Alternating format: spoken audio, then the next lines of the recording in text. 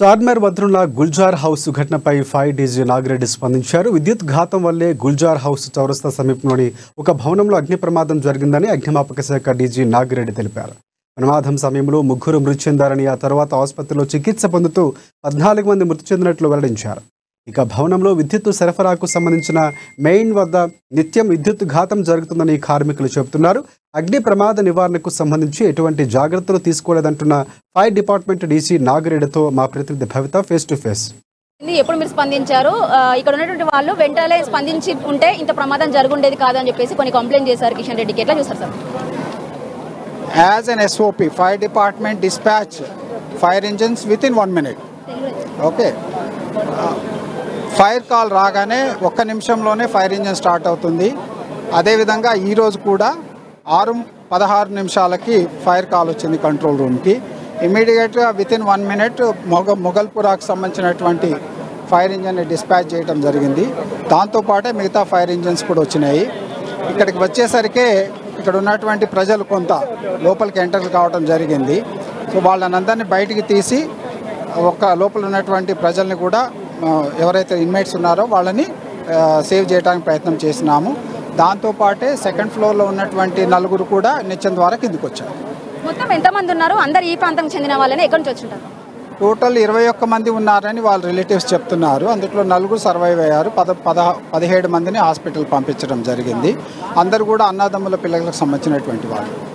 Main దేనివల్ల ఇది short circuit అంటారా? ఏసీ కంప్రెసర్ పేలి ప్రమాదం జరిగింది. ఇది మెయిన్లీ షార్ట్ సర్క్యూట్. కంప్రెసర్ అనేది తర్వాత పేలి ఉంటుంది. షార్ట్ సర్క్యూట్ ద్వారా మంటలు వచ్చినాయి. సో దాని తర్వాత మిగతా ఇన్సిడెంట్స్ జరుగుతాయి. అంటే అప్డేటెడ్ టెక్నాలజీ వాడాలి, ఎక్విప్మెంట్స్ కూడా అప్డేటెడ్ వాడాలి అని చెప్పేసి కిషన్ రెడ్డి చెప్పారు. దీన్ని ఎట్లా చూసారు సార్? యా, మంత్రి గారు చెప్పింది వాస్తవం. ఎందుకంటే ప్రతి ఒక్కళ్ళు కూడా ఫైర్కి సంబంధించినటువంటి ప్రికాషన్స్ తీసుకోవాలి. వైరింగ్ ఏదైతే ఉందో లేటెస్ట్ వైరింగ్ వేసుకోవాల్సి ఉంటుంది. సిమిలర్ ఎక్విప్మెంట్ కూడా మంచిది వాడితే ఇటువంటి ప్రమాదాలు జరగకుండా ఉండేదానికి అవకాశం ఉంది. ఇది మొత్తానికి ఫైర్ డీజీ నాగిరెడ్డి కూడా మనకు చెప్తున్న సందర్భం కనబడుతుంది. ఉదయం 6 గంటల ప్రాంతంలో బహుశా ఈ ప్రమాదం జరుగుంటుంది. కానీ కరెక్ట్గా మనకు 6:16 నిమిషాలకి కాల్ వచ్చింది.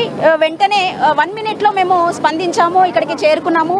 మొగల్పురాకు చెందినటువంటి ఫైర్ ఇంజన్ ఇక్కడికి చేరుకుంది. వెంటనే దర్దాపులో ఉన్నటువంటి ఫైర్ ఇంజన్స్ అన్నీ కూడా ఇక్కడికి చేరుకొని మంటలను ఆర్పే ప్రయత్నం చేశాయి అని చెప్పేసి నాగిరెడ్డి చెప్తున్న సందర్భం కనబడుతుంది. అయితే ఉదయం జరిగినటువంటి ఈ ప్రమాదం సంబంధించి మేము వెంటనే స్పందించాము. కిషన్ రెడ్డి అన్నట్టుగా అప్డేటెడ్ టెక్నాలజీ వాడాలి, వాడుతూనే ఉన్నాము.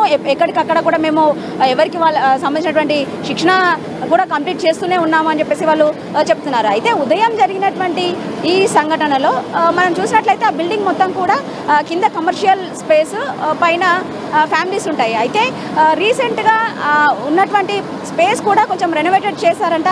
వుడ్ వర్క్స్ అన్నీ కూడా రీసెంట్గా చేసినటువంటి సందర్భం కనబడుతుంది. అయితే ఈ నేపథ్యంలోనే లోపల మొత్తం కప్బోర్డ్ సిస్టమ్ ఉండడంతో కూడా ఈ ఫైర్ కొంచెం ఎక్కువ కూడా వ్యాప్తి చెందింది అని చెప్పేసి మనకు సమాచారం. అయితే లోపల ఉన్నటువంటి వాళ్ళు దాదాపు 4 కుటుంబ సభ్యులు, అంటే ఇక్కడ ఉన్నటువంటి వాళ్ళ అన్నదమ్ములందరూ కూడా ఇక్కడికి వచ్చారు. హాలిడేస్ నిమిత్తం ఇక్కడ ఉండడానికి, స్పెండ్ చేయడానికి, హాలిడేస్ని ఇక్కడ స్పెండ్ చేయడానికి ఇక్కడికి వచ్చారు. అయితే దాదాపుగా 30 మంది కూడా లోపల ఉన్నారని చెప్పేసి మనకు తెలుస్తుంది. అయితే లోపల ఏదైతే ప్రమాదం జరిగిందో అక్కడ చూసినటువంటి వాళ్ళు వెంటనే ఒక్కసారిగా భయపడి మిగతా వాళ్ళందరూ కూడా దాని పక్కన ఉన్నటువంటి రూమ్లోకి వెళ్ళాల్సి వచ్చింది. పూర్తి స్థాయిలో స్మోక్ నిండిపోవడంతో ఇక్కడికిక్కడే కొంతమంది ప్రమాదానికి గురయ్యారు. ఇక్కడే ఒక 3 నుంచి 4 మంది మృత్యువాత పడ్డారు. మిగతా వాళ్ళందరినీ కూడా మేము తరలించే ప్రయత్నం చేశాము, ఇక్కడ నుంచి కూడా తరలించాము అని చెప్పేసి వాళ్ళు చెప్తున్నారు. అయితే తరలించే మార్గం మధ్యలోనే కొంతమంది కూడా మృతి చెందారు.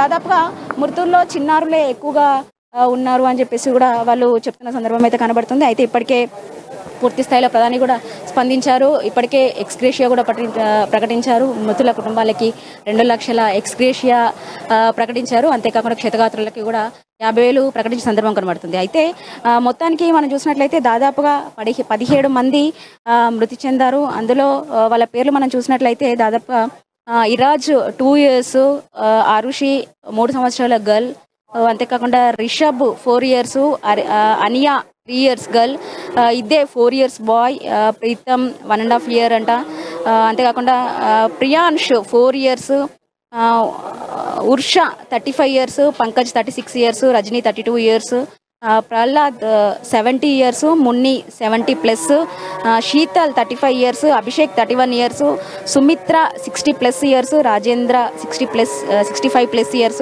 హనీ 50. దాదాపుగా మృతి చెందినటువంటి వాళ్ళ అందరూ కూడా 50+ ఉన్నటువంటి వాళ్ళే.